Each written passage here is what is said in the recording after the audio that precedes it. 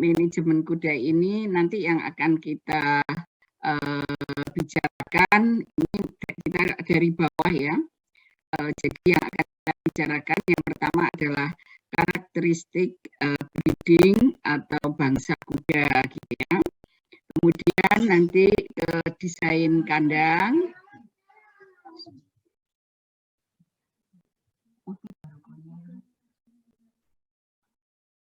Kemudian pemeliharaan, kontrol kesehatan, dan kemudian training dan kesejahteraan hewan. Ya, jadi ini untuk kuda nanti akan kita berikan ini. Ya, jadi memang kesejahteraan itu juga penting ya, kesejahteraan hewan ini artinya kita juga harus paham tentang animal welfare ya, animal welfare ya. Jadi sekarang ini isu-isu seperti animal welfare atau kesejahteraan hewan itu menjadi sangat penting ya. Nanti mungkin di perkuliahan PPDH ya, PPDH biasanya saudara akan mendapatkan materi terkait dengan kesejahteraan hewan atau animal welfare juga ya. Jadi ini memang penting yang nanti harus diberikan ya. Ini yang akan kita berikan. Nah, ini ada beberapa gambar kuda ya. Nah, ini nanti untuk pendahuluannya. Kemudian materi hari ini ya, materi hari ini terkait dengan karakteristik dan kuda dan breed kuda ya. Jadi karakteristik dan breed kuda. Nah, ini yang akan kita bicarakan. Jadi kalau kita bicara tentang breed kuda ya, jadi itu memang sekarang ini breednya ini sudah bermacam-macam gitu ya. Breednya itu bangsanya itu sudah banyak sekali gitu ya. Tetapi sebetulnya dari bangsa breed-breed yang ada saat ini asalnya juga dari breed-breed yang akan kita bahas. Kalau kita mau membahas semua breed, saya kira nggak terlalu banyak gitu ya, terlalu banyak. Tetapi setidaknya kita bisa tahu bangsa-bangsa yang standar gitu ya, bangsa-bangsa yang awal dari bangsa yang ada sekarang gitu ya, yang akan kita pelajari. Jadi sebetulnya kuda ini berasal dari bahasa Anglo-Saxon horse ya, yang artinya kecepatan ya. Jadi itu kenapa kuda ini digunakan sebagai kuda pacu ya, karena memang kelebihan dari kuda ini adalah kecepatannya. Kalau zaman dulu kan kuda itu digunakan sebagai ditunggangi ketika melakukan perang ya. Jadi kalau saudara misalnya melihat sejarah Islam misalnya, nah, dulu kan juga orang perang ini menunggang kuda gitu ya, menunggang kuda karena memang kuda itu aslinya mempunyai kecepatan yang bagus untuk berlari gitu ya. Ketika dulu belum ada tank, belum ada senjata-senjata seperti sekarang gitu ya, karena sekarang lagi perang ya, perang antara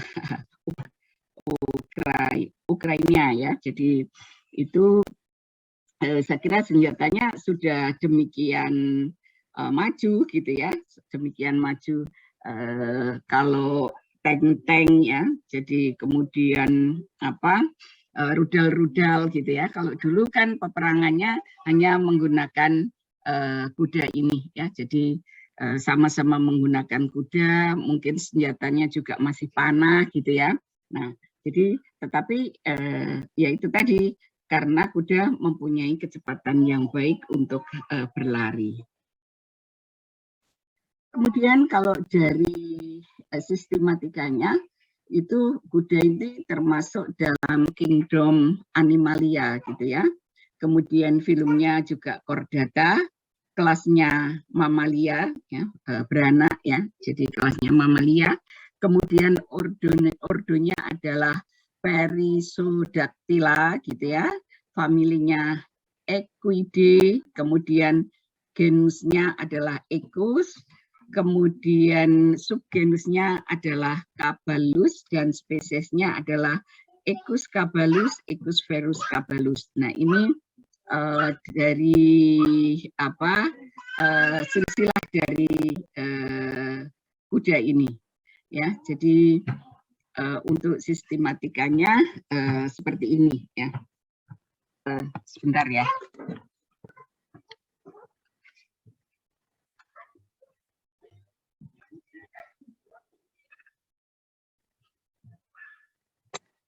Saya pindah tempat dulu. Ya, jadi itu terkait dengan terkait dengan sistematika dari kuda ini ya. Jadi kalau kita lihat spesiesnya adalah Equus ini ya, Equus cabalus, Equus ferus cabalus ini. Nah, kemudian kalau kuda ini termasuk dalam non-ruminansia ya. Jadi kuda itu sekalipun besar, tapi dia tergolong hewan non-ruminansia. Artinya apa? Artinya susunan pencernakannya ini sederhana ya, tidak seperti ruminansia yang terdiri dari 4 kompartemen. Tapi kalau kuda ini lambungnya adalah lambung sederhana. Namun sekalipun lambungnya sederhana, kuda ini bisa makan hijauan ini lebih banyak ya, bisa diberi hijauan lebih banyak dibandingkan dengan ayam. Kalau ayam itu non ruminansia, tetapi dia tidak bisa diberi makan yang seratnya tinggi gitu ya. Jadi seratnya kan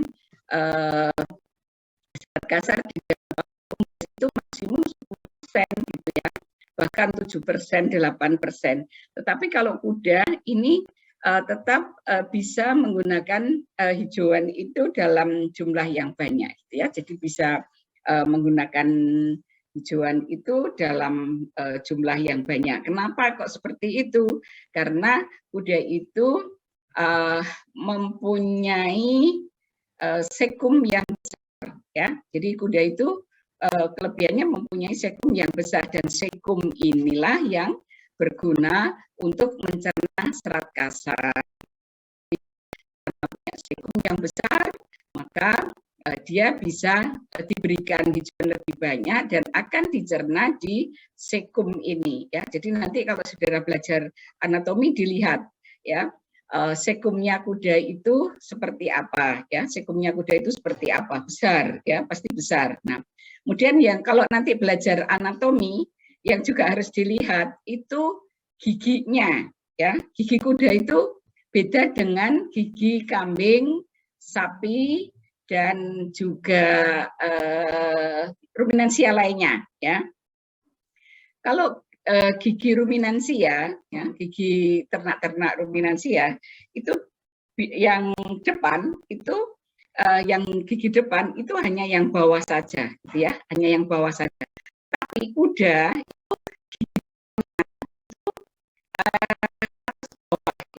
gigi depannya atas bawah, dan cirinya ya kalau saudara lihat ya, kuda itu makin tua itu giginya makin monyong gitu ya, makin monyong. Karena apa?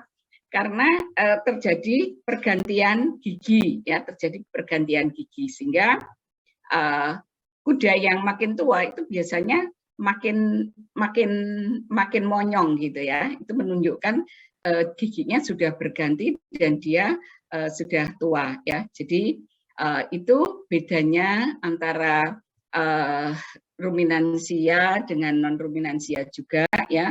Kemudian kenapa kuda itu bisa makan hijauan, tetapi karena kuda itu adalah hewan non ruminansia, maka pakannya itu juga harus banyak dari biji-bijian. Tidak bisa hanya diberi rumput saja, tidak bisa, karena aslinya dia memang lambungnya ini tunggal dan membutuhkan pakan dengan biji-bijian yang banyak ya. Jadi makanya kuda itu harus dicombor gitu ya. Kalau saudara lihat kuda-kuda itu pakannya harus dicombor, selain rumput itu harus diberi pakan konsentrat yang bagus karena memang susunan pencernakannya itu adalah non ruminansia. Itu yang perlu dipahami ya. Nah, kemudian kalau kita lihat ini famili Equidae, ini terdapat 4 genus yang masih ada sekarang ini ya. Jadi masih ada 4 genus ya yang sekarang ini masih ada, yaitu kuda atau Equus caballus, kemudian keledai atau Equus asinus ya, keledai atau Equus asinus, dan setengah keledai atau Equus kiang, dan zebra ya atau Equus zebra ya. Zebra itu kan memang persis ya seperti kuda gitu ya, cuman bulunya gitu ya, bulunya itu corak warna bulunya itu berbeda. Nah, ini memang dia termasuk dalam famili dari Equidae atau kuda ya. Jadi kalau saudara melihat di taman safari misalnya ya, zebra atau di kebun binatang, nah ini hampir sama ya seperti kuda, hanya berbeda pola warna bulunya. Nah ini karena zebra memang masuk dalam famili dari Equidae ya, termasuk dari famili Equidae. Nah, kemudian ada beberapa istilah terkait dengan kuda ini, baik itu kaitannya dengan jenis kelamin ya, kemudian dengan umur dan dengan keadaan kuda itu sendiri. Kemudian ada yang disebut dengan stallion, itu adalah kuda jantan yang belum kawin dan berumur lebih dari 3 tahun gitu ya. Jadi ini calon kuda jantan ya, biasanya juga gagah gitu ya. Kudanya juga gagah karena nantinya ini adalah digunakan sebagai calon pejantan ya. Kemudian ada kuda jantan yang digunakan untuk perkawinan ya. Kemudian ada kuda betina dewasa. Nah, ini istilahnya berbeda-beda ya. Jadi ada beberapa istilah berbeda. Kemudian ada filly ya, yaitu kuda betina muda sampai umur 3 tahun dan digunakan untuk perkawinan. Ada gelding ya. Jadi kuda jantan yang dikastrasi ya. Jadi memang kastrasi pada hewan-hewan non ruminansia ini lebih sederhana ya, lebih sederhana ya. Mungkin kalau saudara lihat kastrasi pada babi atau pengebirian pada babi itu mudah sekali melakukannya gitu ya. Mungkin nanti saudara di klinik atau di PPDH nanti akan diajari bagaimana saudara melakukan kastrasi ya. Jadi pada kuda kenapa sih mesti dikastrasi ya, karena memang supaya mungkin kualitas jantannya itu sudah tidak baik sehingga dikhawatirkan dia nanti mengawini betina-betina keturunannya akan jelek gitu ya. Makanya kalau yang memang kuda-kuda jantan itu yang kualitasnya sudah tidak baik ya sudah dikastrasi saja gitu ya, kastrasi saja sehingga dia tidak mungkin bisa digunakan ya sebagai kuda di tempat-tempat wisata atau apa gitu ya, tapi dia kan sudah tidak punya kemampuan untuk mengawini sehingga tidak mengkhawatirkan keturunannya nanti kemudian menjadi jelek gitu ya. Nah itu disebut dengan gelding. Kemudian juga ada colt ya, kuda jantan sampai umur 3 tahun ya. Kemudian ada foal ya, kuda jantan atau betina umur lebih kecil dari 1 tahun. Kemudian ada wenling atau kuda muda jantan atau betina yang baru saja disapi. Jadi ini beberapa istilah ya pada kuda ya. Nanti kalau misalnya saudara berkesempatan untuk melakukan kunjungan ataupun magang ya, karena sekarang kalian juga sudah semester 6 itu punya kesempatan untuk magang ya. Jadi saudara bisa magang mungkin di tempat peternakan kuda ya. Jadi di sana saudara bisa belajar langsung ya bagaimana manajemen pemeliharaan kuda ya. Jadi itu tapi untuk teknis saudara magang di luar kemudian ikut Merdeka Belajar ini bisa saudara konsultasikan ke Wadik 1 ya kalau saudara berkeinginan untuk magang kampus Merdeka itu ya. Jadi itu juga bisa saudara lakukan, dan itu sebetulnya jauh lebih bagus ya, saudara bisa langsung untuk belajar tentang kuda ini ya. Penentuan umur kuda berdasarkan gigi. Nah ini gigi itu bisa digunakan sebagai penentuan umur pada kuda ya.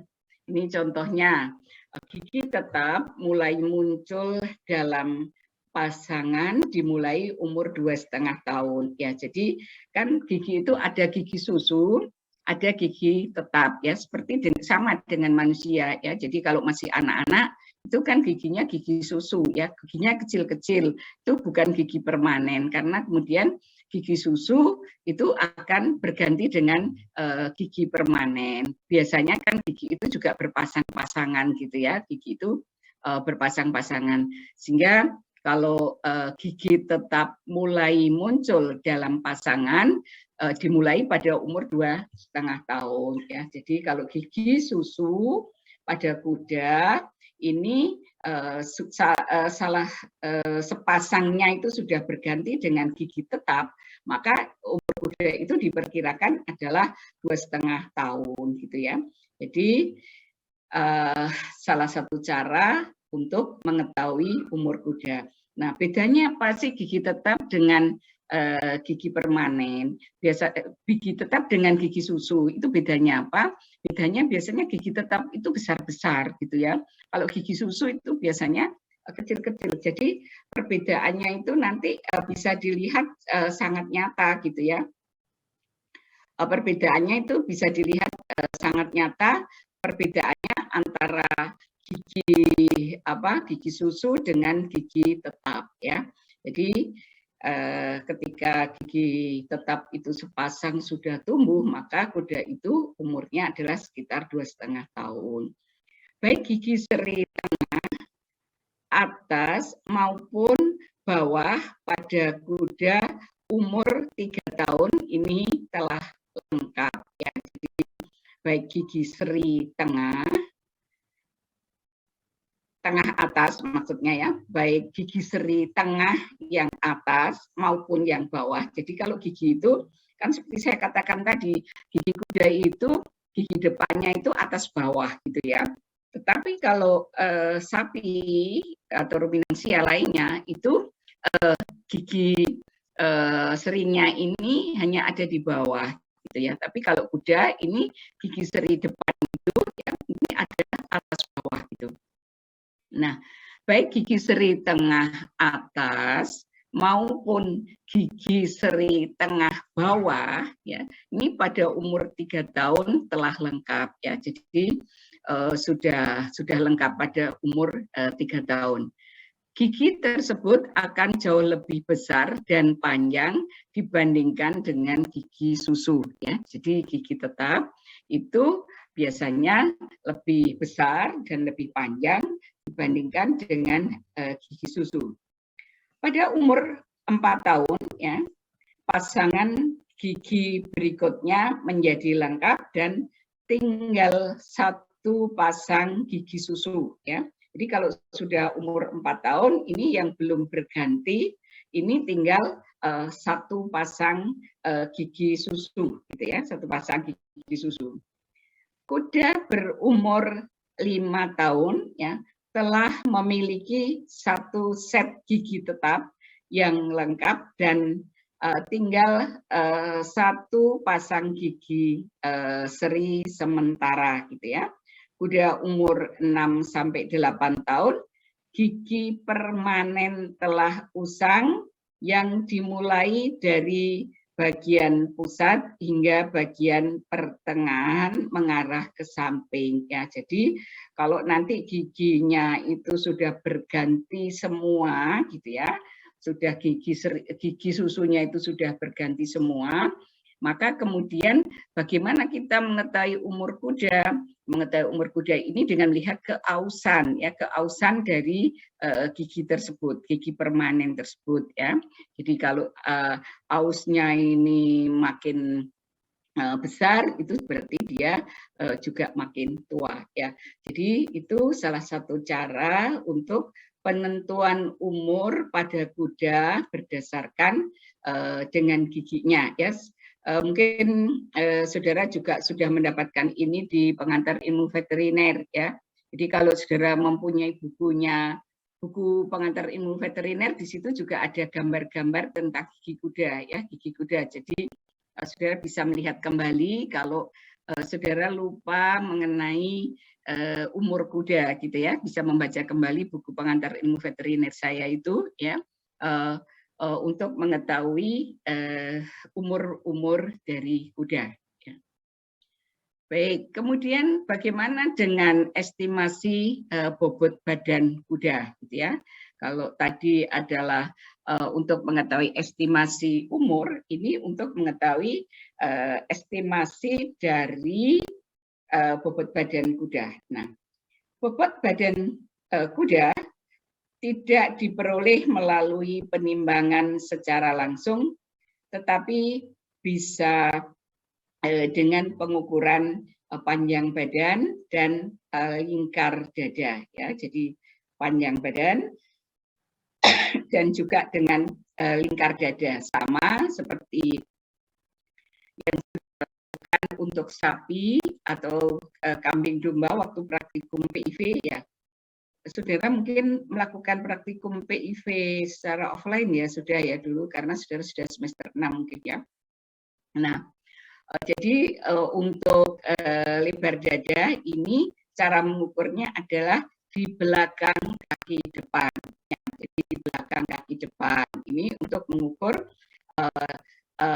lebar dada, gitu ya. Kemudian panjang badan, yaitu di gambar itu ya, dari depan sampai ke bagian belakang dari kuda tersebut, ya.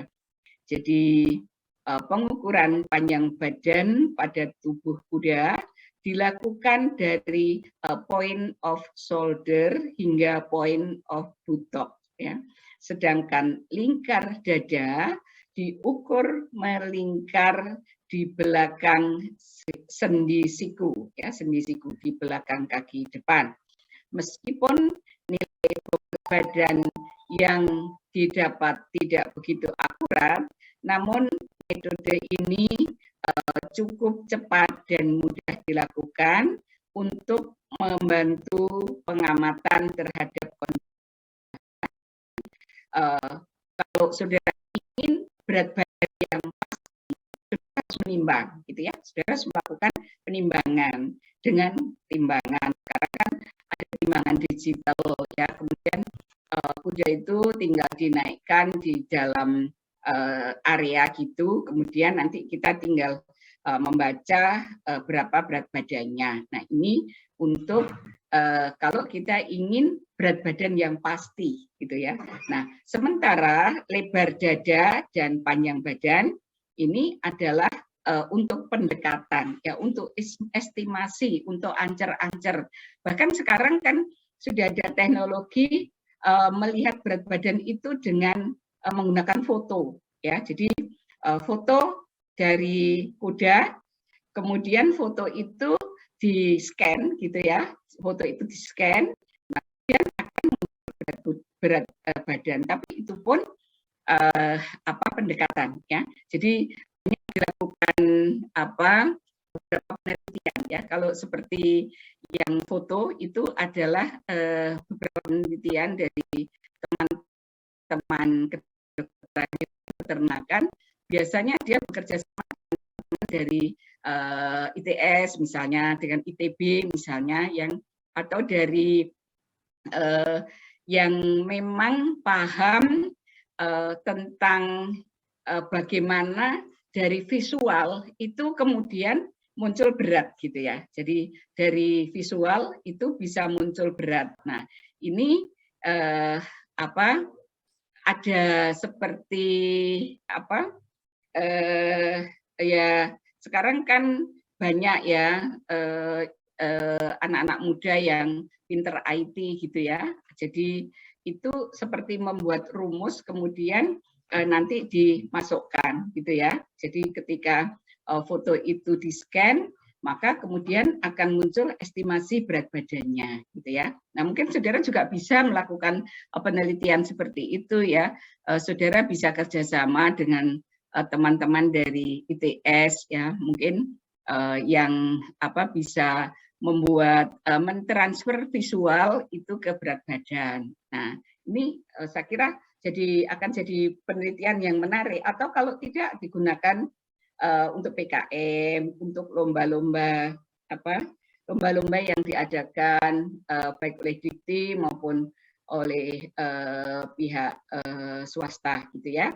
Jadi itu sekali lagi pengukuran berat badan dengan lingkar dada dan panjang badan ini adalah hanya sebagai pendekatan. Jadi nanti di dalam pita ukurnya itu sudah akan muncul berat badannya ya. Jadi misalnya dengan lingkar dada ya, itu nanti ketika dilingkarkan itu lebarnya seberapa, ini nanti di pita ukurnya ini sudah akan muncul estimasi berat badannya ya. Jadi dengan melihat lingkar dadanya ini nanti di pita ukurnya ini sudah akan muncul angka berat badannya.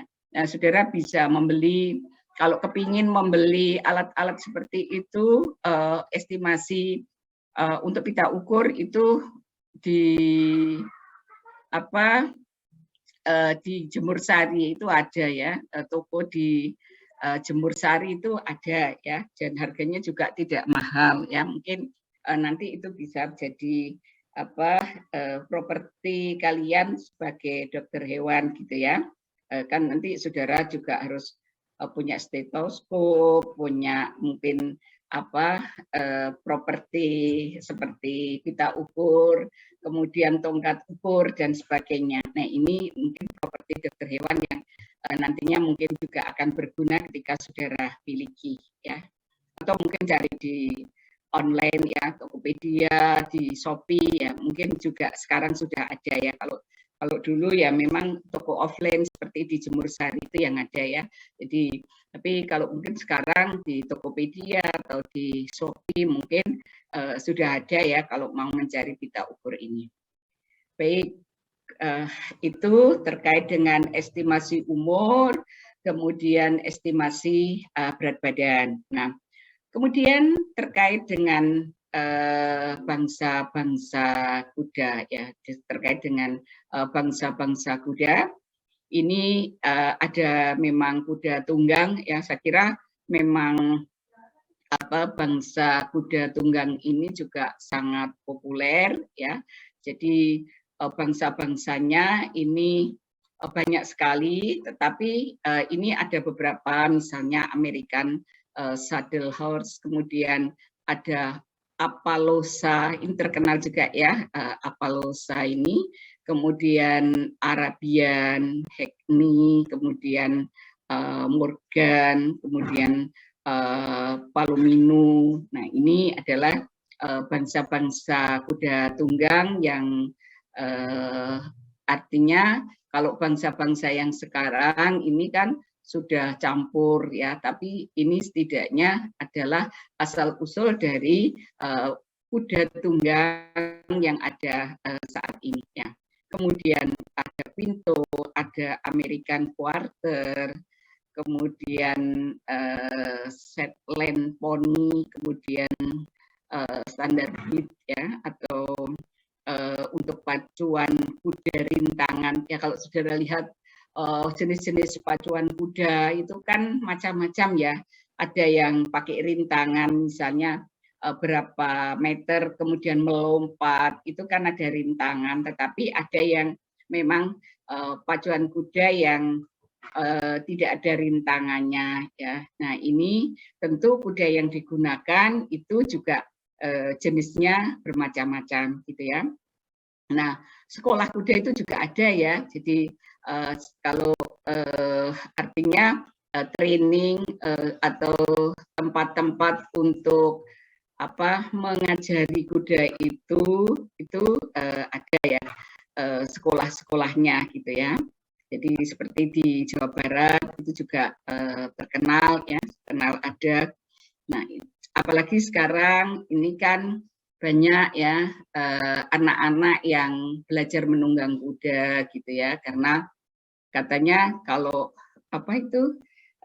jadi ada hadis yang mengatakan kalau anak itu harus bisa berenang, memanah, dan berkuda. Nah, kemudian kalau diartikan letter dengan itu, maka kemudian sekarang ini ada banyak ya anak kecil sudah menunggang kuda. Ya mungkin itu kaitannya dengan keberanian gitu ya. Jadi tidak kemudian dengan dia bisa berani menunggang kuda, itu tentu dia akan mempunyai keberanian yang baik gitu ya, dan itu tentu bagus ya bagi perkembangan anak-anak sebetulnya gitu. Nah, ini sebetulnya kan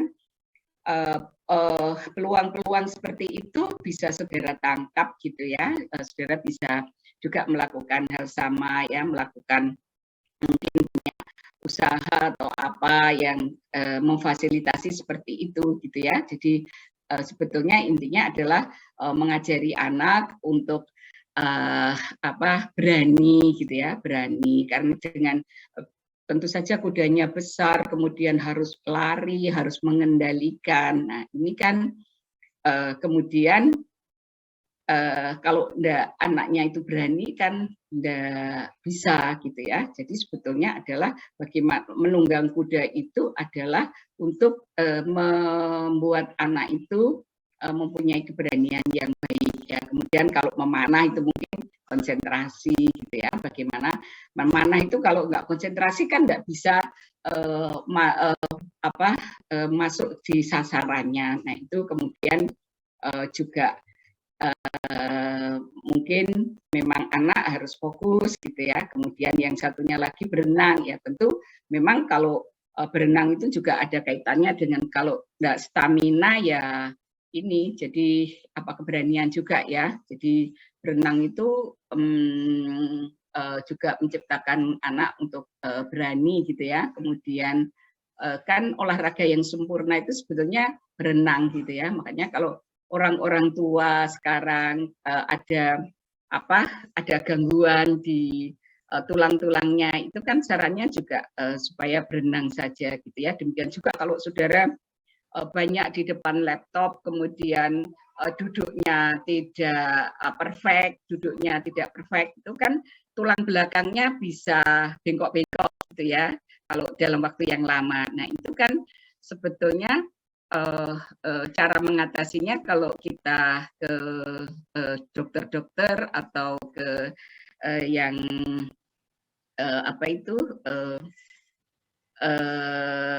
dokter ya, itu biasanya menyarankan untuk kita melakukan olahraga renang ya, karena renang itu olahraga yang sempurna ya. Jadi sekali lagi memang kuda itu banyak ya yang digunakan sebagai kuda tunggang ya. Jadi macamnya juga banyak ya. Thoroughbred ini juga pacuan kuda tapi yang tanpa rintangan ya, jenisnya sendiri-sendiri. Kemudian Welsh Pony ini lebih besar dibandingkan dengan Shetland Pony. Nah, ini jadi beberapa kuda tunggang ya. Jadi ini hanya contoh saja ya. Jadi kalau saudara di lapangan, oh sudah bagus-bagus sekali untuk kuda tunggang ini ya. Kapan itu yang saya bilang saya pernah mengikuti webinar dari Unsrat itu dia menampilkan kuda-kuda Minahasa. Jadi ternyata kuda-kuda Minahasa itu luar biasa ya. Jadi ternyata juga pejantannya itu impor dari luar negeri ya. Jadi pejantannya ini impor dari luar negeri dan harganya itu nggak main-main ya, harganya itu miliaran gitu ya. Bahkan di Minahasa itu ada kuda yang pejantannya ini harganya 65 miliar ya, 65 miliar punyanya. Jadi waktu itu yang presentasi itu juga ownernya itu yang punya kuda seharga 65 miliar itu ya. Jadi memang kuda itu harganya mahal-mahal gitu ya. Makanya untuk jadi ahli dokter hewan kuda itu juga benar-benar harus pilihan, karena nggak mungkin owner yang punya kuda miliaran itu mempercayakan pada sembarang dokter hewan. Saya kira tidak. Jadi dia juga akan memilih orang-orang yang memang expert ya di bidang kuda ya. Jadi saudara bisa mempersiapkan mulai sekarang untuk menjadi dokter hewan yang expert di kuda ya. Mungkin saudara bisa mulai dengan magang, kemudian saudara terus dikembangkan. Nah ini nantinya saudara bisa mendapat kepercayaan ya untuk menjadi dokter hewan di khusus kuda. Nah, kemudian untuk warna bulunya. Nah, warna bulunya ini juga macam-macam ya. Jadi ini ada dari putih ya, kemudian brown ya, kemudian black ya, hitam, kemudian warna Tobiano ya, ada warnanya coklat tapi juga tidak seperti brown yang bawah ini ya. Kemudian grey, jadi jadi agak keabu-abuan gitu ya. Agak keabu-abuan, tidak putih tapi lebih ke grey gitu ya. Jadi ini warnanya juga macam-macam. Kemudian ada warna ini kan juga coklat, tapi coklatnya kan beda ya. Coklat antara brown, kemudian Tobiano dan Bay ini kan beda ya warna coklatnya. Jadi memang warna bulunya juga berbeda-beda. Kemudian krem ya, jadi ada agak jadi coklat tapi yang krem gitu ya, lebih dekat ke putih gitu ya. Kemudian ada warna chestnut, ini juga warna coklat, tetapi warnanya juga beda dengan brown yang di sini ya. Jadi warna bulu kuda ini juga macam-macam ya. Jadi nanti mungkin saudara bisa googling lagi ya untuk berbagai warna ya, warna bulu dari kuda tersebut ya. Jadi googling di internet ya, nanti jauh lebih mungkin mantap ya untuk warna-warnanya, mungkin saudara bisa memperkaya lagi gitu ya. Nah, kemudian juga ada kuda tarik. Kalau tadi ya memang yang terkenal adalah tentu kuda tunggang, tetapi kuda tarik ini juga cukup banyak bangsanya ya. Jadi ada American Cream Horse, betina, propotensi ya, kemudian Belgian, kemudian Clydesdale, kemudian Percheron ya, Shire, kemudian Suffolk ya. Jadi ini beberapa jenis dari kuda tarik. Nah, ini kuda Appaloosa ya. Jadi kuda Appaloosa ini warna-warni dan unik ya, seperti pola mantel bintik-bintik dan ada seperti percikan warna gitu ya. Jadi ini kuda Appaloosa ya, Appaloosa. Spanyol memperkenalkan kuda ke Amerika Utara ketika menjelajahi benua Amerika. Ya, jadi ini memang asalnya dari Spanyol gitu ya, dari Spanyol. Jadi seperti warnanya itu unik ya, ada bintik-bintik percikan warna ya. Ini salah satu bangsa kuda. Kemudian Arabian ya. Jadi kalau Arabian ini kuda Arab, ciri-cirinya kepalanya kecil dengan bagian hidung agak melengkung ke dalam, ya, konkav ya di sini. Kemudian matanya bersinar jeli, rambut kepala atau surai. Jadi salah satu ciri dari kuda itu adalah mempunyai surai, ya, surai rambut di kepala, dan juga di ekor ini terurai panjang. Kemudian kaki dan kukunya juga kuat, cepat dan kuat untuk berlari jauh, ya. Jadi ini termasuk kuda tunggang juga yang mempunyai kecepatan dan kekuatan berlari yang jauh, ya, berani dan bertemperamen, ya. Jadi dia termasuk kuda yang berani. Tapi biasanya kalau temperamental itu juga untuk manajemennya juga ada caranya tersendiri gitu ya. Kemudian bobot kuda Arab ini bisa mencapai 400 sampai dengan 500 kilo ya. Warna dasarnya kebanyakan putih ya, warna dasarnya ini kebanyakan putih untuk kuda Arab ini. Nah, ini kuda Belgian ya, kudanya juga cantik ya.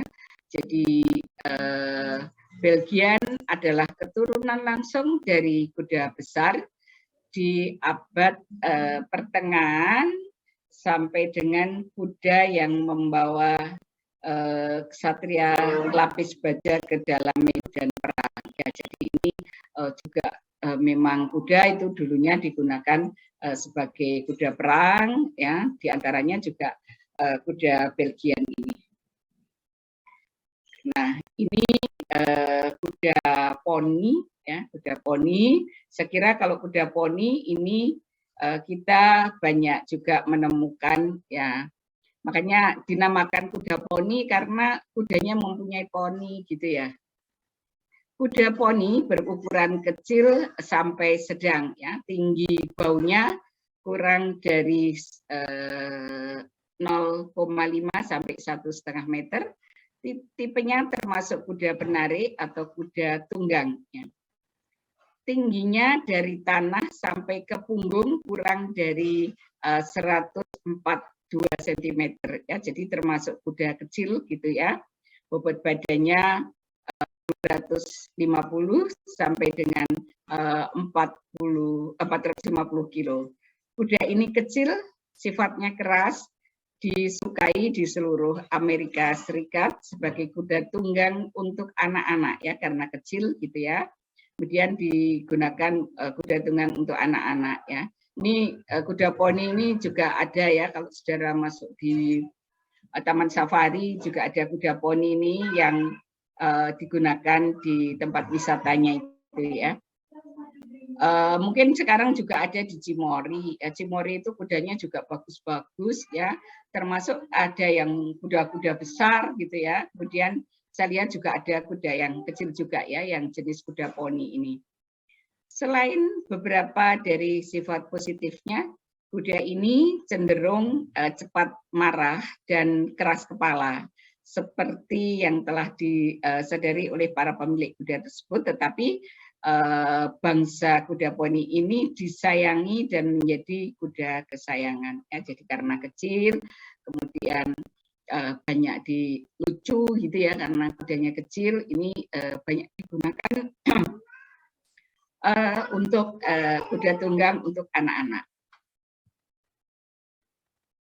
Nah, ini juga jenis kuda lainnya ya, Clydes Dali ini adalah jenis kuda yang dikembangkan dan namanya berasal dari distrik Skotlandia di mana ia ditemukan.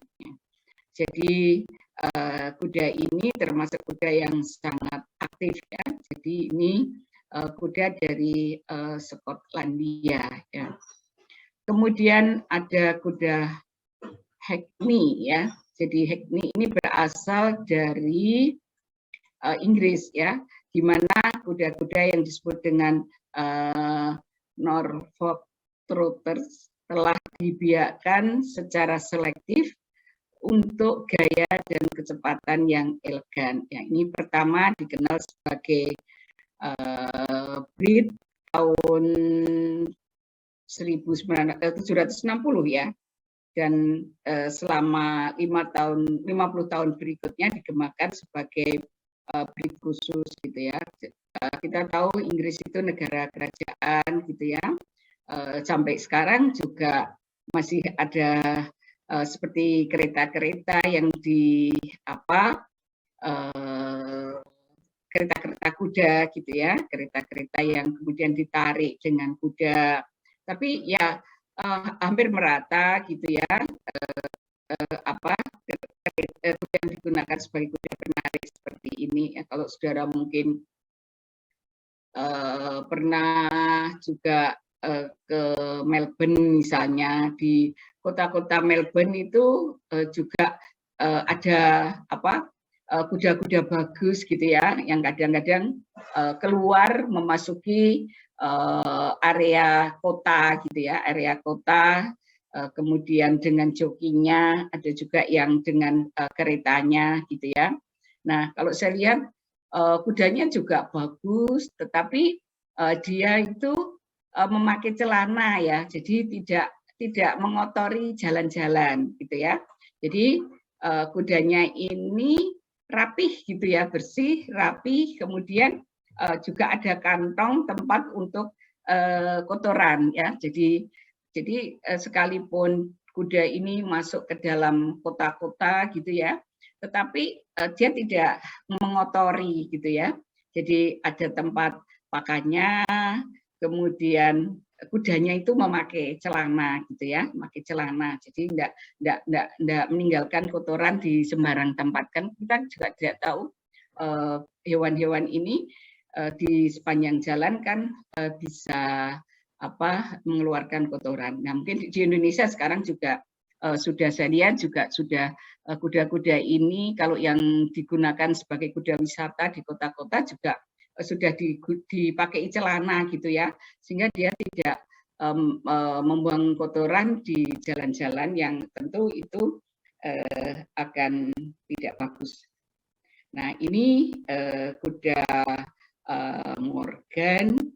Kualitas keturunan Morgan menunjukkan di kakinya yang lurus dan bersih gitu ya, kakinya yang lurus dan bersih ya. Jadi kalau kita lihat kaki depannya ini ya, lurus gitu ya dan bersih, berotot dalam di tempat dan di pundaknya, kepala yang halus.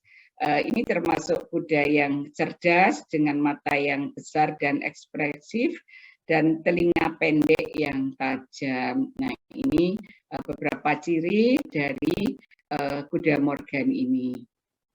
Kemudian ada kuda Mustang ya, adalah kuda liar yang ditemukan di Amerika Serikat ya. Bagian barat. Awalnya ini adalah kuda Spanyol atau keturunannya, tetapi selama bertahun-tahun menjadi campuran dari banyak terah kuda. Ya. Jadi ini sebetulnya asalnya juga dari Spanyol gitu ya, tetapi kemudian banyak ditemukan di Amerika Serikat bagian barat. Ya, jadi kuda itu penyebarannya sangat luas gitu ya, seluruh dunia ini sangat luas karena memang kita bisa membeli kuda ini di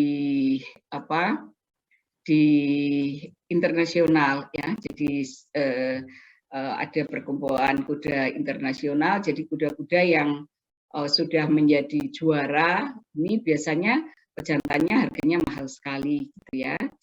Tapi kalau sudah pernah menang gitu ya, banyak yang mengincar juga harganya sangat mahal ya. Termasuk yang didatangkan ke Indonesia ini orang Indonesia itu kaya-kaya gitu ya. Jadi kudanya itu juga kuda yang mahal-mahal gitu ya. Kalau orang-orang khusus ya pengusaha-pengusaha itu kan banyak yang mempunyai kuda ya, dan kudanya itu juga harganya sangat mahal ya. Kemudian ini kuda Pine ya, jadi bulunya juga cantik ya. Ini asal usul kuda di Amerika Utara. Kemudian beratnya mencapai 2 ton, yang diperkenalkan ini juga dari Spanyol ya, keturunan kuda dari Afrika Utara dan Asia ya. Jadi ini khasnya warna bulunya yang memang seperti lukisan gitu ya, bagus gitu ya. Kemudian kuda Palomino, ini kuda emas, merupakan pilihan dari kaisar kuno, raja dan ratu kuda yang dicintai dalam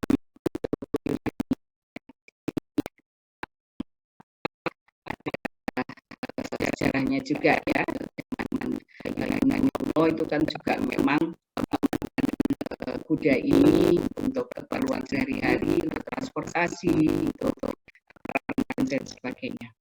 Nah, kemudian ini kuda Percheron ya, asal usulnya telah hilang dari waktu ke waktu. Beberapa percaya bahwa mereka adalah keturunan dari kuda asli ya. Jadi ini bangsa kuda juga ya. Ini ada kuda Pinto, ini adalah kuda jenis warna yang kontras, juga sebagian besar ras lain yang ditentukan oleh keturunan genetik Amerika ya.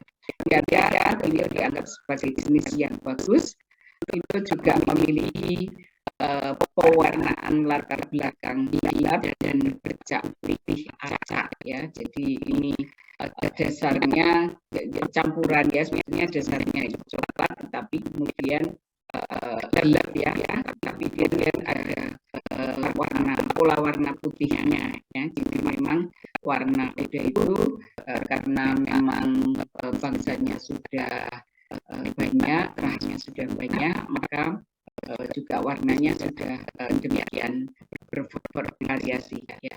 Ini water, kemudian ini saddle, kemudian standar breed ya. Jadi ini ada swap, nah ini cancer, kemudian thoroughbred ya. Thoroughbred ini ini banyak waktu yang disampaikan oleh ownernya, ini juga jenis ini banyak dimiliki ya, yang dominan. Jadi ini terkenal dengan terkenal punyanya yang bagus ya. Kuda olahraga dan kuda pacu, warna bulunya coklat ya, terkenal sebagai kuda pacu, kuda olahraga ya. Mungkin sekarang ada olahraga polo gitu ya, olahraga polo yang muda gitu ya. Nah, ini jenis-jenis ini termasuk ada olahraga yang bisa digunakan sebagai kuda-kuda dan sudah masuk di event-event seperti PON ya. Sudah terkenal ya, digunakan sebagai kuda olahraga. Bisa cari ininya banyak YouTube-nya YouTube olahraga polo menggunakan dada. Kemudian warna bulunya coklat, di sana hitam, white dan abu-abu. Kuda ini pada bagian muka dan kaki berwarna putih, ada warna putih ya di kakinya. Itu ada thoroughbred yang sedang ya, antara kudanya tinggi ya, jadi tingginya sampai 1,6 meter, jadi agak tinggi kudanya, paling kecil dan terlihat besar, leher yang akan langsing dan panjang, tulang ramping dengan panjang yang seimbang serta warna biru yang terang. Jadi ini memang terkenal ya sebagai kuda pacu ya. Kuda bagal ya dalam bahasa Indonesia, hasil persilangan antara gajah dan keledai ya. Kalau di Indonesia itu selain bahasa yang memang masyarakatnya suka kuda itu juga Nusa Tenggara Barat ya. NTB itu kan ada festival ya,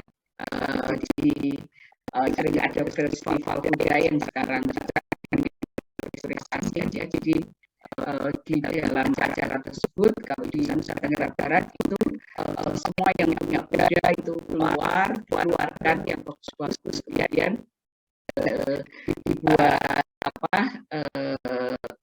seperti perayaan gitu ya, sehingga dan itu menjadi event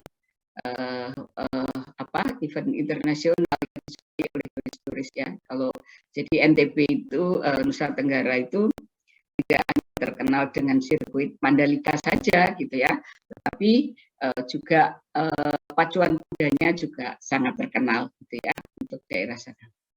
Jadi sekali-sekali mungkin tidak harus ke Mandalika lihat sirkuitnya, tetapi juga masuk ke, kalau pas ada festival kuda ini kita bisa melihat festival kuda tersebut ya. Karakteristik dari kuda atau Equus caballus yang saat ini terdapat di seluruh dunia berasal dari binatang kecil yang disebut sebagai Eohippus atau daun yang telah mengalami proses evolusi sekitar 60 juta tahun yang lalu. Ini katanya asal-usulnya sih seperti itu ya. Populasi kuda di seluruh dunia mencapai 62 juta ekor yang terdiri dari 500 bangsa ya, jadi bangsanya sangat banyak ya, tipe dan varietas ya. Jadi ada bangsa, ada tipe, ada varietas ya. Jadi pembagian kuda ini berdasarkan bangsanya, tipenya, apakah dia tipe tunggang, tipe tarik, dan juga varietas. Jadi kalau varietas itu juga memperhatikan warna bulunya ya, warna bulunya. Jadi pembagian bangsanya seperti itu. Bangsa kuda pada awalnya dianggap sebagai hewan yang berkaitan dengan lokasi geografis tempat dikembangbiakkan untuk memenuhi kebutuhan manusia secara spesifik ya, tadi mungkin sebagai kuda tunggang atau sebagai kuda tarik gitu ya. Memang yang mempunyai kerajaan gitu ya, itu tetap mempertahankan mempunyai kuda dan kereta ya. Kalau saudara lihat, kalau saudara ke Jogja misalnya, itu kan Jogja itu kan daerah istimewa dengan kerajaan ya. Jadi di sana kuda dan kereta ini masih dipunyai gitu ya. Kudanya juga masih terawat dengan baik, keretanya juga terawat dengan baik. Kemudian saat-saat tertentu kan dikeluarkan gitu ya. Saat-saat tertentu itu dikeluarkan, misalnya ada keraton itu ada anaknya yang menikah ya, itu kan mesti dikirap ya menggunakan kereta kuda itu keliling kawasan Jogja gitu ya. Nah itu kalau kita lihat kudanya juga bagus-bagus gitu ya, kuda yang dimiliki itu ya terawat dengan baik gitu ya. Kemudian daerah kerajaan-kerajaan lain itu pasti masih mempunyai kebiasaan mempunyai kereta dengan kuda-kuda yang bagus ya. Kemudian kuda dibedakan menjadi kuda berdarah dingin dan kuda berdarah panas dan berdarah hangat gitu ya. Kuda berdarah panas ini identik dengan kuda yang agresif seperti kuda Arab gitu ya. Sedang kuda dingin ya, cold blood ini identik dengan kuda tipe berat ya, yang sering digunakan untuk menarik beban ya. Jadi memang kuda ini selain juga sebagai tunggang juga sebagai penarik berat. Kuda diklasifikasikan menjadi kuda tipe ringan, tipe berat, dan kuda poni ya, berdasarkan ukuran, bentuk tubuh, dan kegunaan. Kuda tipe ringan ini mempunyai tinggi 1,45 sampai 1,75 meter saat berdiri, kemudian bobot badannya 450 sampai 700 kg, sering digunakan sebagai kuda tunggang, kuda tarik, dan kuda pacu. Kemudian kuda tipe ringan secara umum lebih aktif dan lebih cepat dibanding dengan kuda tipe berat. Sedang kuda tipe berat ini mungkin kalau dari tingginya hampir sama gitu ya. Saat berdiri bobotnya juga lebih besar ya. Kalau ini kisarannya sampai 700, ini lebih dari 700 kilo dan biasanya digunakan sebagai kuda pekerja. Sedangkan kuda poni ini memiliki badan yang kecil, yang tidak terlalu tinggi, hanya 1,4 meter jika berdiri, dan bobotnya juga hanya 250 sampai dengan 450 kilogram. Kuda berukuran kecil umumnya terbentuk dari keturunan kuda ringan. Ya, jadi ada kuda ringan, kuda tipe berat, dan kuda tipe poni. Ya. Jadi kuda yang kecil gitu. Tapi kuda kecil itu sebetulnya asal usulnya adalah dari kuda tipe ringan.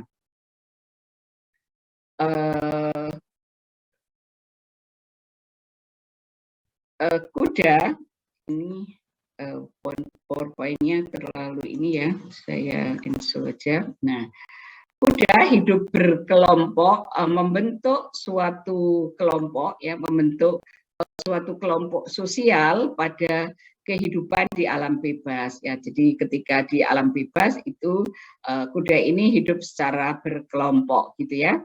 Seekor kuda jantan memimpin satu kelompok yang terdiri atas kumpulan kuda betina beserta anaknya. Jadi aslinya adalah bukan hewan yang soliter, tetapi hewan yang hidup secara berkelompok. Kuda jantan yang memimpin dan menguasai sekelompok betina akan melindungi kuda betina dewasa yang merupakan bagian dari kelompoknya dari gangguan jantan lain, khususnya selama estrus, sedangkan kuda betina muda dibiarkan begitu saja. Nah ini memang tingkah lakunya seperti itu gitu ya. Jadi kuda jantan ini akan memimpin gitu ya sekelompok kuda betina ya dari gangguan lain ya, karena kalau kemudian kuda itu estrus kan akan mengeluarkan bau yang mengundang jantan-jantan itu untuk datang. Nah ini peran pemimpin kuda jantan ini akan berperan ya saat kuda dalam kelompoknya ini estrus. Nah ini kan juga sebetulnya secara alamiah ini akan bahwa kualitas dari pejantannya ini ya dari kelompok tersebut gitu ya. Kalau kemudian sembarang bisa mengawini gitu kan, ya kalau bagus pejantannya, kalau tidak nanti kan anaknya kualitasnya jelek. Nah dengan adanya kuda pemimpin ini dia juga bisa melindungi kuda-kuda di dalam kelompoknya itu untuk tidak melakukan perkawinan dengan kuda-kuda di luar kelompoknya gitu ya. Jadi ini biasanya memang kuda pemimpin itu ya kuat gitu ya. Kalau di dalam tingkah laku hewan kan seperti itu. Jadi yang kuat itu akan menguasai yang lemah gitu ya, akan memimpin yang lemah. Itu kelompok sosial itu akan terbentuk seperti itu gitu ya. Makanya kalau saudara belajar tentang tingkah laku sosial juga akan seperti itu. Jadi tingkah laku sosial itu kita sekelompok hewan itu punya kelompok sosial gitu ya, yang lemah melindungi, ya dilindungi oleh yang kuat ya. Jadi kalau sudah lihat video-video yang menginspirasi yang sering keluar di media sosial itu kan bagaimana misalnya induk menolong anaknya yang terperosok. Nah, itu insting-insting sosial seperti itu akan ada kalau di alam bebas dia kemudian hidup secara berkelompok ya. Satu kelompok betina yang permanen berbentuk suatu hubungan sosial, yakni kuda betina yang berhubungan tetap hanya dengan seekor pejantan yang memimpin kelompok tersebut ya. Di samping adanya kelompok betina yang permanen, terdapat juga kelompok kuda jantan muda yang selalu berusaha merebut kelompok betina yang telah terbentuk. Nah, kemudian kan di dalam kelompok itu artinya betina itu ya hanya kawin dengan pejantan di pemimpin kelompoknya tadi, tetapi dalam kelompok tersebut kan ada calon pejantan gitu ya. Calon pejantan ini kan kemudian kalau dia sudah cukup dewasa kelamin kan juga akan melakukan perkawinan. Nah, ini akan merebut kelompok yang sudah terbentuk tersebut. Tapi ini kan artinya memang di situ ada ada pembelajaran gitu ya. Jadi jantan-jantan muda itu juga belajar pada jantan-jantan yang tua, karena yang tua ini kan nantinya juga akan semakin tua dan akan dikaling gitu ya, sehingga jantan-jantan muda ini yang akan menggantikan gitu ya. Kemudian di sini domestikasi kuda ya, domestikasi kuda ini terjadi 500 tahun yang lalu. Kuda pertama kali digunakan sebagai sumber pangan, perang, olahraga, dan pengangkutan. Kuda saat ini digunakan untuk olahraga, rekreasi, pertunjukan, pengendalian ternak lain, serta teman bagi penghobi. Jadi fungsi kuda saat ini memang sudah bermacam-macam ya, untuk rekreasi ya, kita lihat di tempat-tempat rekreasi itu sekarang selalu ada kuda gitu ya. Kemudian untuk pertunjukan ya, ini juga sering kita lihat. Bahkan kalau saudara, saya tahunya itu pas kuliah di Banyuwangi gitu ya, di Banyuwangi ternyata di Banyuwangi itu ada kuda pertunjukan ini. Jadi kuda-kuda itu bisa menari gitu ya. Kuda-kuda itu dilatih kemudian bisa menari, dan saat ada perhelatan seperti pernikahan gitu, ada pertunjukan kuda yang bisa menari ini. Jadi kuda juga didandani gitu, kemudian cantik gitu, kemudian dia bisa menari gitu. Nah, ini kemudian juga digunakan untuk mengiringi manten gitu ya, untuk mengiringi pengantinnya itu. Tradisi di Banyuwangi, mungkin ada yang asli dari Banyuwangi jadi tahu. Kalau saya tahunya ya cuma sedikit karena waktu itu pas ngajar di Banyuwangi, kemudian kita memang untuk MKAK ini kalau di Banyuwangi kita pinjam kuda, kemudian kita praktek ya, kita melakukan praktikum dengan kuda-kuda tersebut ya. Kuda juga melakukan komunikasi dengan sesamanya berupa suara-suara beragam ya, gerakan tubuh yang melibatkan kaki, ekor, telinga, bibir, kepala, dan leher. Nah, ini kalau saudara baca tingkah laku kuda ya, ini kuda itu bisa mengarahkan telinganya ini ke suatu tempat gitu ya. Jadi itu dengan gerakan telinga gitu ya, dengan gerakan telinga itu bisa mengarahkan ke arah suara yang muncul gitu ya. Kemudian juga gerakan ekor ya. Nah, ini memang ini cara berkomunikasi dengan sesamanya. Proses yang ditinggalkan pada suatu tempat juga merupakan merupakan salah satu bentuk komunikasi yang terjadi di antara kuda ya. Jadi memang feses, urin itu menunjukkan daerah kekuasaan kalau dia berada di alam bebas gitu ya. Jadi oh ini daerah kekuasaannya kelompok ini, itu bisa dilihat dari feses dan bau urinnya ya. Jadi feses dan bau urin itu sebenarnya terkait dengan makanan yang dimakan juga ya.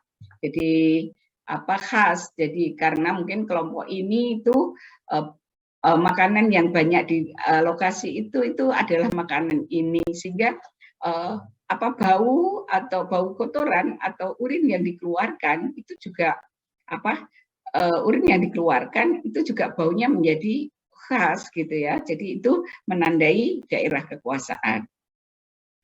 Kuda mempunyai indera penciuman dan pendengaran yang baik serta sensitif terhadap sentuhan. Nah ini kalian sebagai dokter hewan harus menguasai tingkah laku ini ya. Jadi dia mempunyai sangat sensitif ketika disentuh. Makanya saudara harus hati-hati ketika melakukan sentuhan gitu pada kuda itu. Bisa saudara kesepak misalnya. Nah ini untuk kehati-hatian gitu ya. Kemudian indera penciuman, indera pendengarannya ini sangat bagus gitu ya. Memang ini ternak itu umumnya seperti itu ya, mempunyai indera pendengaran yang baik. Jadi ketika kita belum mendengar sesuatu, kuda ini sudah mendengar sesuatu gitu ya. Nah ini karena indera pendengarannya jauh lebih baik. Makanya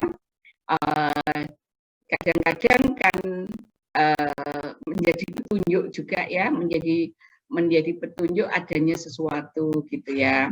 Nah misalnya kalau ada tsunami, nah ada tsunami itu kita belum mendengar gemuruh ombak yang di pantai gitu ya. Mereka sudah jauh lebih dulu mendengarnya gitu ya. Jadi dia bisa terhindar dari tsunami tersebut dengan menaiki di tempat-tempat yang lebih tinggi. Penciuman juga seperti itu, terutama kalau estrus ya, jantan ini indera penciumannya bagus, tahu di mana ada betina yang sedang estrus. Itu karena kuda jantan ini mempunyai indera penciuman yang sangat bagus. Jadi tahu di mana ketika ada betina yang sedang estrus. Kemudian ini jadi langkah jadi ini langkah pertama adalah memahami setiap kemampuan yang adalah penglihatan, pendengaran, penciuman, kemudian selera dan sentuhan. Ya, secara umum terdapat beberapa hal yang disukai dan tidak disukai oleh kuda dan harus dipahami saat manajemen penanganan kuda. Ya, jadi kenapa kita belajar tingkah laku kuda? Kenapa kita belajar tahu tentang hal-hal apa yang disukai kuda dan tidak disukai kuda? Nah ini tentu sangat diperlukan ketika kita memanage ya, memanage dan menangani kuda tersebut ya. Jadi bagaimana kita harus tahu indera penciumannya itu apa sih, kemudian indera penglihatannya seperti apa. Indera penglihatan itu kan kaitannya nanti kalau kita mau handler ya, mau jadi ketika kita mau melakukan penanganan itu kan kita juga harus tahu indera penglihatannya ini. Jadi kita harus mendekati kuda itu dari arah mana sih supaya dia tidak kaget gitu ya, supaya kita tidak kaget. Kemudian kita kalau mau misalnya menyuntik kuda itu harus di sisi mana, harus datang dari sebelah mana. Nah ini kan kaitannya sebetulnya dengan penglihatan.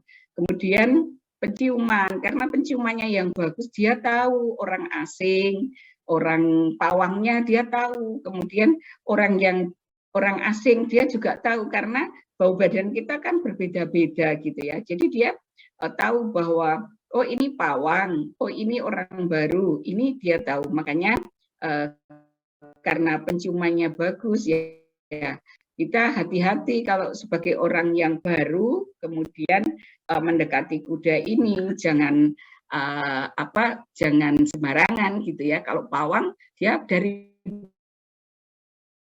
bau tubuhnya dia sudah kenal, jadi dia tidak akan gitu ya. Jadi itu kenapa kita mesti memahami indera-indera yang kuat ya dari ternak tersebut.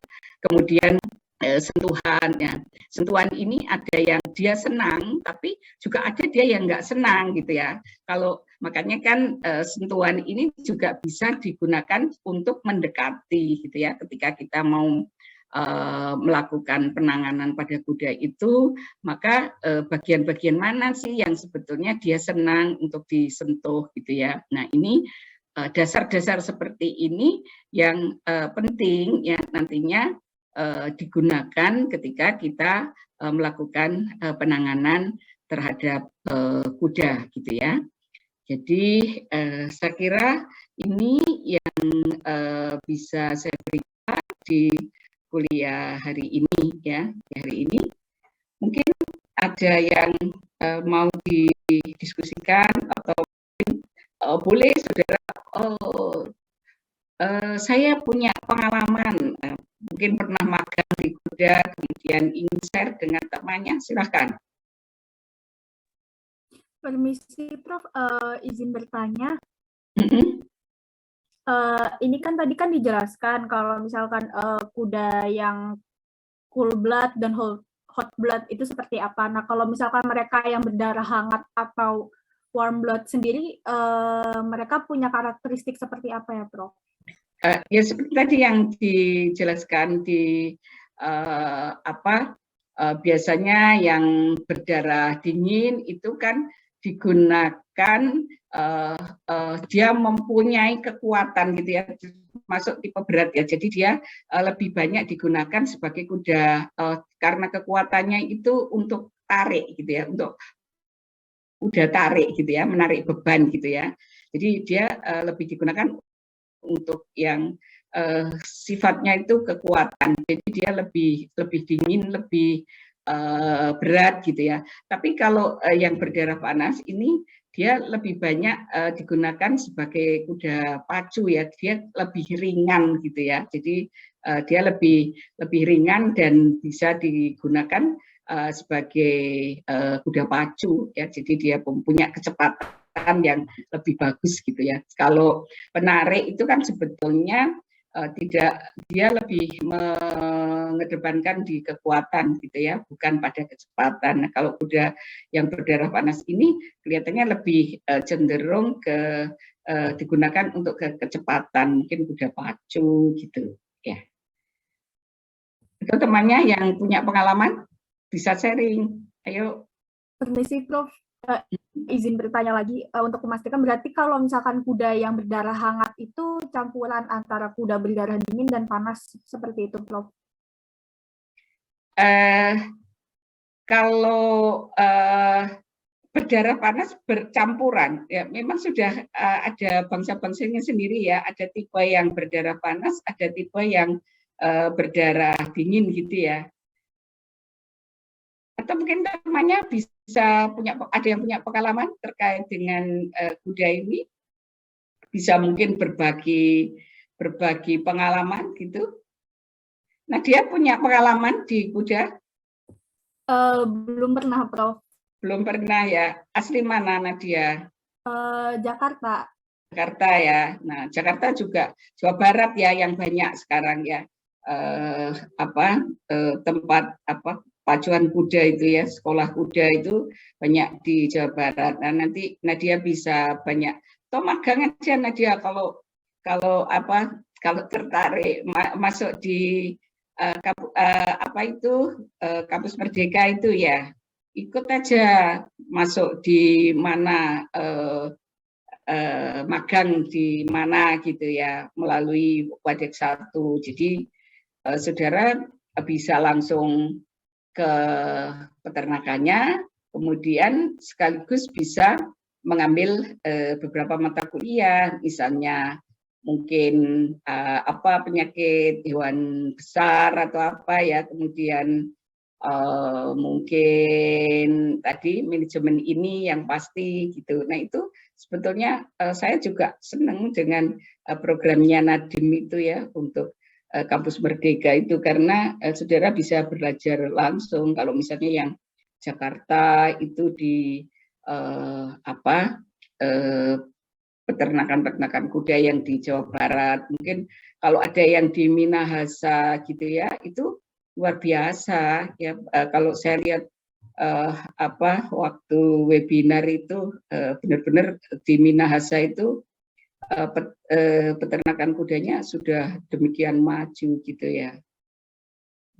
Jadi intinya seperti itu kalau secara teoritis seperti itu. Jadi kalau berdarah dingin itu dia lebih kepada kekuatan gitu ya, sebagai kuda tarik. Tapi kalau yang berdarah panas itu dia lebih ringan gitu ya, dia lebih temperamen, kemudian dia mempunyai kecepatan yang bagus gitu ya. Itu secara teoritis sih seperti itu, Nadia. Oke. Baik, Prof. Terima kasih banyak. Ada lagi?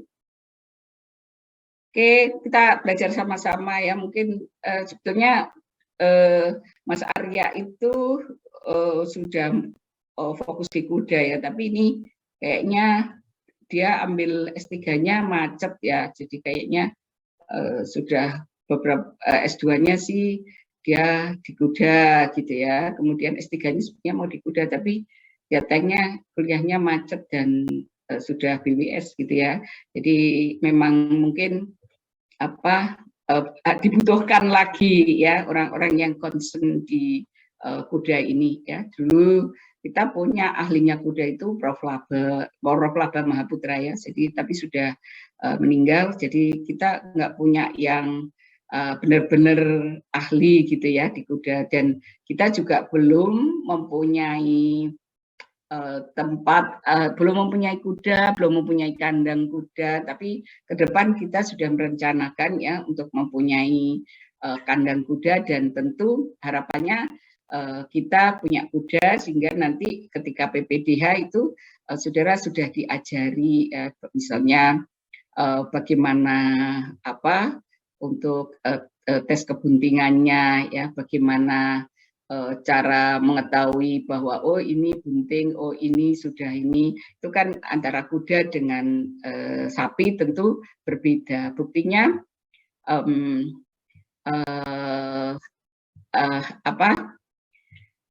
peternakan kuda di Jawa Timur ya, peternakan kuda di Jawa Timur, bahkan di Madura ya, di Madura itu ada ya, di Bangkalan ya, itu peternakan kudanya itu hanya untuk mengetahui dia itu benar-benar bunting atau tidak, itu yang didatangkan itu ahli dari Jakarta ya, klinik kuda yang dari Jakarta itu yang sudah terkenal ya. Padahal kan berapa biaya pesawat, dan yang datang kan pasti tidak satu orang ya. Jadi membiayai pesawat, kemudian akomodasi dari dokter hewannya tadi hanya untuk mengetahui kudanya itu bunting atau tidak gitu. Jadi memang dia nggak bisa memakai klinik yang sembarangan gitu ya. Jadi klinik klinik yang di Jakarta terkenal kok itu yang khusus kuda itu ya. Jadi Bangkalan pun mendatangkan itu. Jadi cara USG pada kuda itu ternyata berbeda dengan USG mungkin pada kucing atau USG pada yang lainnya. Nah ini tentu butuh keterampilan khusus gitu ya, butuh keterampilan khusus. Makanya hanya untuk melakukan USG loh pada kuda di Madura, dokter hewannya dari Jakarta itu kan biayanya sudah berapa, padahal di sini juga ada fakultas kedokteran hewan gitu ya. Nah ini yang kemudian menurut saya sih tantangan bagi kalian yang masih muda-muda ini, bahwa ada sisi keilmuan yang bisa dirintis mulai sekarang sehingga saudara expert di situ dan menjadi orang kepercayaan di situ. Ya, jadi itu sebetulnya yang tantangan bagi kalian ya.